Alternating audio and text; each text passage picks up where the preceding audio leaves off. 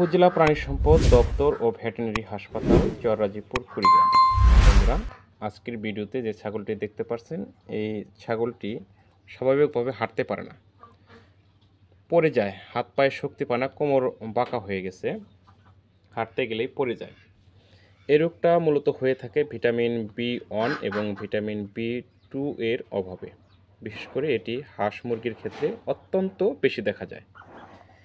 হাঁস মুরগির দেখবেন হাঁসের ঘাড় বাঁকা হয়ে গেছে, পা বাঁকা হয়ে গেছে, পাক বাঁকা হয়ে গেছে এবং প্যারালাইজড হয়ে গেছে, উঠতে পারে না।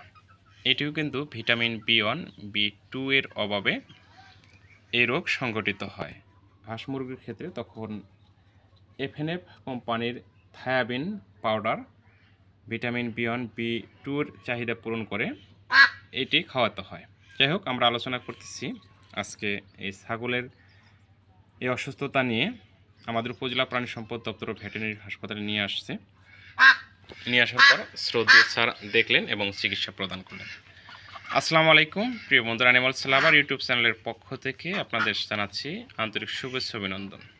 বন্ধুরা, চলে যাব মূল আলোচনায়। তার আগে আপনাদের কাছে ছোট্ট একটি রিকোয়েস্ট, চ্যানেলে নতুন হয়ে থাকলে সাবস্ক্রাইব করে দিন, লাইক দিয়ে পাশে থাকুন, শেয়ার করে আপনার বন্ধুদের দেখার সুযোগ করে দিন। সবার আগে নতুন নতুন ভিডিও পেতে পাশে থাকা বেল আইকনটি বাজিয়ে দেবেন। বন্ধুরা, যে কথা বলতেছিলাম, ছাগলের এক প্রকার প্যারালাইজড রোগ এটা। যেহেতু কোমর তুলতে পারতেছে না, হেলে দুলে পড়ে যাচ্ছে, পাও বাঁকা হয়ে গেছে, দেখতে পাচ্ছেন পিছনের বাম পাটা একদম বাঁকা হয়ে গেছে। তো আমার শ্রদ্ধেয় স্যার, উপজেলা ভেটেরিনারি সার্জন দেখলেন এবং এর যে চিকিৎসা প্রদান করলেন, আমি হুবহুব আপনাদেরকে সেই চিকিৎসার বিষয়ে প্রেসক্রিপশনটা তুলে ধরছি।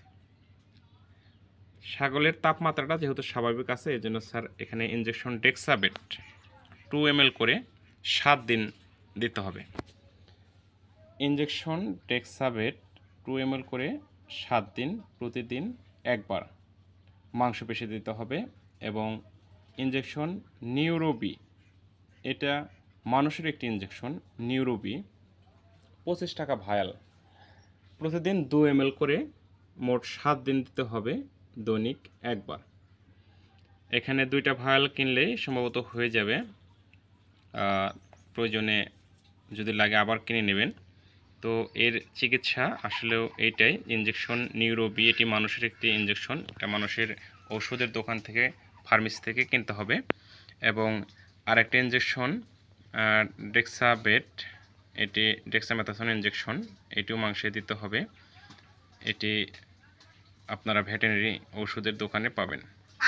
তো বন্ধুরা, আপনার পশুর যদি এরকম কোনো সমস্যা হয়ে থাকে, আপনারা নিকটস্থ উপজেলা প্রাণী সম্পদ দপ্তর ও ভেটেরিনারি হাসপাতালে গিয়ে বিশেষজ্ঞ ডাক্তারের পরামর্শক্রমে চিকিৎসা নেবেন। আপনার খামারের সুস্থতার জন্য নিয়মিত ভাইরাস এবং ব্যাকটেরিয়া দ্বারা যে রোগগুলো সংঘটিত হয়, এইগুলো যে ভ্যাকসিনগুলো আছে, সেই ভ্যাকসিনগুলো দেবেন। অসুস্থ হলে বিশেষজ্ঞ ডাক্তারের পরামর্শক্রমে চিকিৎসা নেবেন। কেমন লাগলো আজকের ভিডিওটি অবশ্যই কমেন্ট বক্সে জানাবেন। বন্ধুরা, ভালো থাকবেন। আল্লাহ হাফেজ।